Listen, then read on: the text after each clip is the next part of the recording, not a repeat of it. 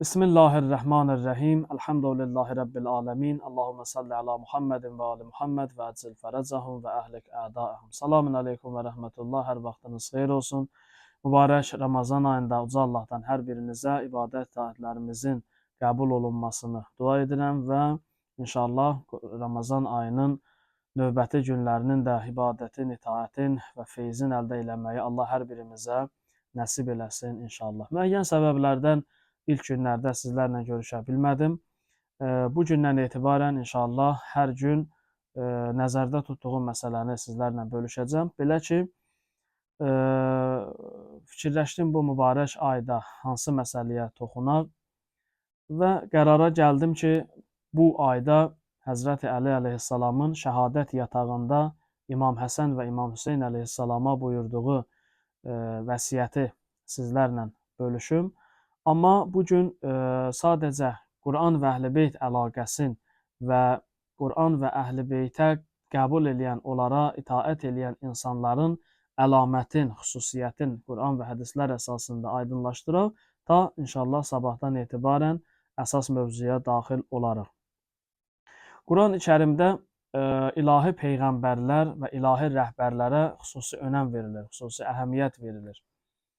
Və Quran-ı Kərim ilahi şəxslərin, peyğəmbərlərin varislərinin xüsusi bir məqamını vurğulayır və onlara yönəlik istənilən xoşagəlməz halları Quran-ı Kərim tənqid edir. Bunu müxtəlif peyğəmbərlərin simasında gördüyümüz kimi Musa peyğəmbərin zamanında onun vəziri, vəsisi olan Harunun da misalında görürük ki, Haruna olunan belə deyək hörmətsizliyi Həzrəti Musa əleyhissalamın cərəyanında Allah bir növ tənqid edir. Və bu önəmli bir məsələni özündə cəmləşdirir. Belə ki, məsələn, bu günləri bir sıra insanlar dinin yalnız Quran-ı Kərimdə olan ayələrdən ibarət olduğunu bildirirlər və Quran-ı Kərim ayələri bizim üçün kifayətdir, başqa heç kəs bizim üçün önəmli deyil.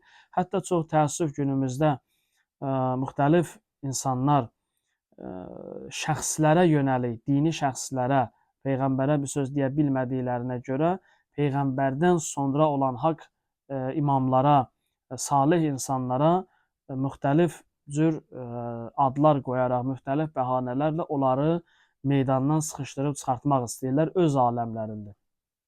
Və hər birinizə də bu tip çıxışlar rast gəlir ki, məsələn, məşhur biri deyir ki, filoloq özü, amma təəssüf ki, gəlir din təfsir eləyir, deyir, Hüseyin din deyil, filan kəs din deyil və s. orada müxtəlif adlar çəkir, din yalnız Allahın nazil elədiyi kitabdır. Yaxşı, əgər onun dediyi kimi olursa, o zaman peyğəmbərlərin vəzifəsi yalnız Quran-ı Kərimi gətirib çatdırıb geri qayıtmaqdır. Bir növ, əliyazu billah, əstəğfirullah, poçtalyon rolun ifa eləyiblər. Ki, belə deyil. Quran-ı Kərim və Əhl-i Beyt əlaqəsi, Quran-ı Kərim ayələri və şəxslərə bağlılığı barəsində ilk ayə bizim çoxlarımızın diqqət etmədiyimiz Cümə surəsinin 11-ci ayəsidir. Burada bundan əvvəlki ayələrdə və sonuncu ayədə qeyd olunur ki, ey iman gətirənlər, cümə günü namaza çağırıldığınız zaman Allahı zikr eləməyə tələsin, alış-verişi buraxın, bu sizin üçün daha xeyirlidir. Və sonra buyurur ki, namazı qılıb qurtardıqdan sonra yer üzərinə dağılışın və Allahın fəzlindən istəyin. Allah ruzu verənlərin ən yaxşısıdır. Bu ayənin davamında qeyd olunur, Həzrəti Rəsulullah cümə namazında cümə xütbəsi oxuyur və biz bilirik ki, cümə xütbəsi ayaq üstə oxunur. Bu zaman Şamdan gələn ticarət karvanının səsi gəlir. Bunu eşidən məsciddə əyləşən sahabələrin az dəstə istisna olmaqla hamısı cümə namazını qoyur, qaçır ticarət karvanının üstünə və bu halı tənqid eləyən Uca Rəbbimiz Quran-ı Kərimdə Cümə surəsinin 11-ci ayəsində buyurur ki, وَتَرَكُوكَ قَائِمًا Onlar səni ayaq üstə qoyub tərk eləyib getdilər. Baxın, adamlar məscidə atıblar. Adamlar ilahi ayələrə hörmətsizlik eləyiblər. Namazı qoyub gediblər. Amma Allah-u Teala bunların heç birinə diqqət çəkmədiyi halda diqqəti Peyğəmbərin şəxsinə yönəldir. Buyurur və tərəkukə səni ayaq üstə qoyub getdilər. Yəni ilahi rəhbər dinin anlaşılmasında çox mühüm rola malikdir. Əgər dinin üzərində ilahi rəhbər olmazsa, o din çox böyük fəsadlara səbəb olacaq. Fəsad təkcə bizim anladığımız deyil, insanın axirətin fəsada çəkəcək bir din formalaşacaq. Biz cümələrdə bu mövzunu başlamışıq ki, yanlış dini təfəkkür və onun müxtəlif təzahürləri filan o mövzu cümədə daha ətraflı şəkildə izah olunacaq inşallah. Amma bu ayə buyurur ki, mənim rəsulum, onlar səni ayaq üstə qoydular. Biz bu ayədən məlum olur ki, namazdan mühüm namazı qıldıran şəxsin kimliyidir. Namazdan mühüm namazda imamətlik eləyən insandır. Ona görə cəmaat namazında qeyd olunur ki, imam cəmaatın şərtlərindən biri onun ədalətli olmasıdır, adil olmasıdır, aşkar günah etməyən olmasıdır, bu və digər formada. Çünki o namazı belə deyək, ilahi dərgaha aparıb çatdıran həmin o rəhbər olur. Bu kiçik anlamda imam cəmaatdır. Bir də ümumi geniş anlamda götürdükdə dinin izah edicisi, dinin mübəlliği Peyğəmbərdir və onun əhl-i beytidir. Peyğəmbərin ayaq üstə qoyulub gedilməsi Quran-ı Kərimdə Cümə surəsi 11-ci ayədə insanların namazı tərk eləməsindən daha böyük bir cinayət deyək, günah deyək, böyük bir iş kimi diqqətə çatdırılır. Və bu çox önəmli məsələdir. Təbii ki, Peyğəmbər əleyhissalamın barəsində, şəxsiyyəti barəsində çox ətraflı danışmağa ehtiyac yoxdur. Bu mövzuda ixtilafımız yoxdur. Amma Peyğəmbərdən sonra bu dinin mübəlliği, təbliğatçısı kim olmalıdır? Burada müxtəlif sözlər deyirlər və burada artıq yollar ayrılır. Bir qrupu bir dəstənin qrup, bir başqa dəstənin hərə bir səmtə getdiyi halda biz deyirik ki, Peyğəmbər əhl-i beyti bu işdə daha deməli müqəddəmdir, daha önəmlidir və Peyğəmbərin bu təbliğat işin, bu dini izah etmə missiyası əhl-i beytin üzərinə düşür. Başqaları deyir ki, yox, əhl-i beyt yox, elə sıradan sahabələr də bunu eləyə bilərlər. Çünki onlar da Peyğəmbəri görürdülər. Amma burada sadə misal deməli olsaq, deyə bilərik ki, məsələn, Lütfüzadə dünyasını dəyişir və onun irsini araşdıran bir adam lazımdır. Sıradan bir gəlib oradan məktəbdən fizika müəllimin, riyaziyyat müəllimin götürüb aparıb deyərlər ki, səni biz qoyuruq Lütfüzadə elmi irsinin davamçısı olaraq bu məsələləri aydınlaşdırasan, yerdə qalan məsələləri tədqiq eləyəsən. Təbii ki, o qəbul eləməyəcək. Və yaxud o qəbul eləsə belə, beynəlxalq elmi mərkəzlər onu qəbul eləməyəcəklər. Yəni, bunun riyaziyyat müəllimi olaraq bir problemi yoxdur. Fizika müəllimi olaraq bir problemi yoxdur. Bunun problemi budur ki, bunun Lütfüzadə irsini daşıyacaq bir potensialı yoxdur. O elmi irsi daşıyan bunun heç bir parametri uyğun deyil. Ona görə o irsi daşıya bilən insan etməlidir. Eləcə də, əlbəttə müqayisə deyil, amma müqayisə misal xətasız olmaz.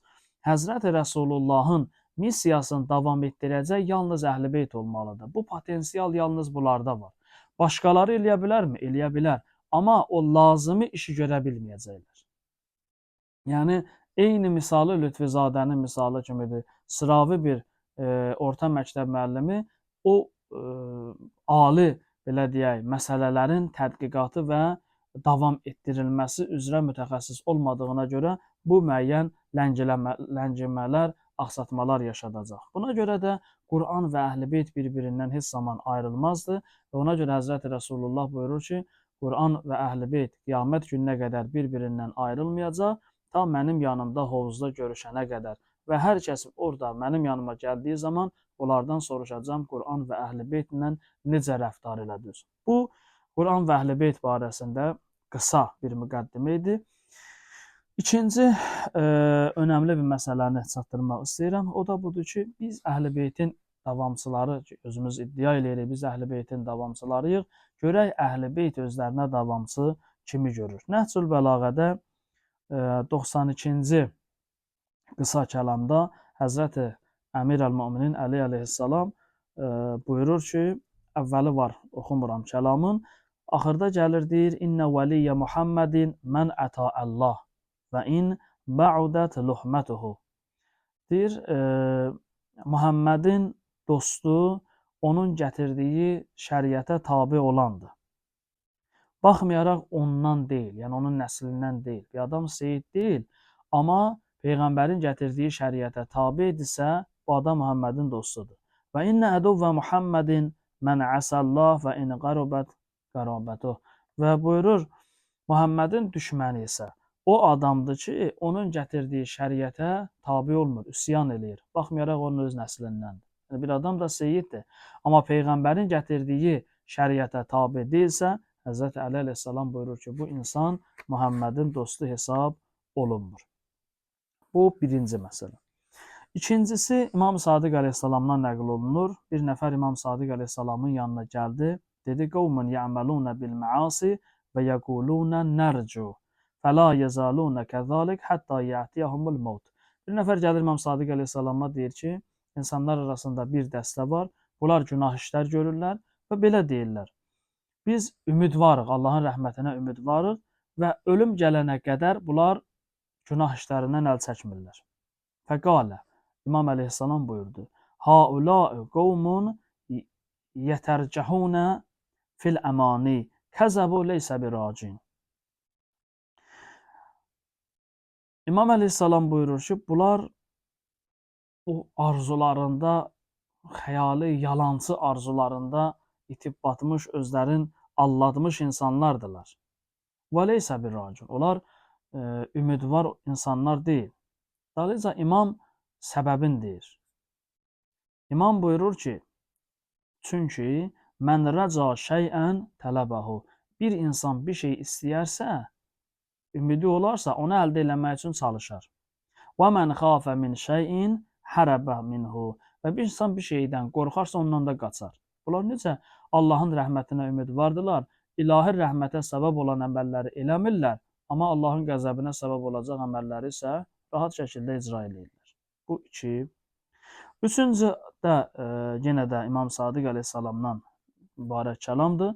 Bir nəfər gəlir İmam Sadiq əleyhissalamın yanına, deyir ki, Yəbnə Rəsulullah, biz sizə görə çox əziyyət çəkirik, bizə cürə-bəcürə sözlər deyirlər, tənələr eləyirlər filan.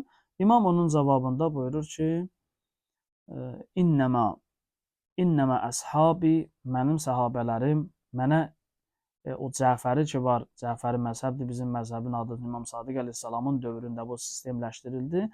Cəfəri o insanlardır, mənim dostlarım, mənim səhabələrim o insanlardır, mən iştəddə varaə, onun vərəsi çoxdur. Allahın haramlarından ehtimal olunan yerdən uzaq gəzir.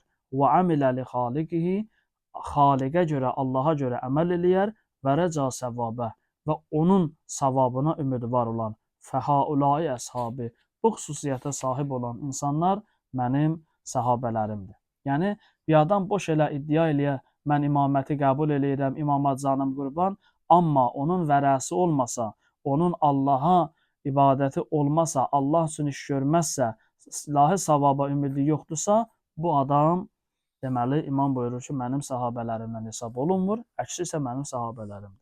Eləcə də imamların tərəfdarı olan insanlar öz həyatlarına ciddi şəkildə nəzarət edirlər.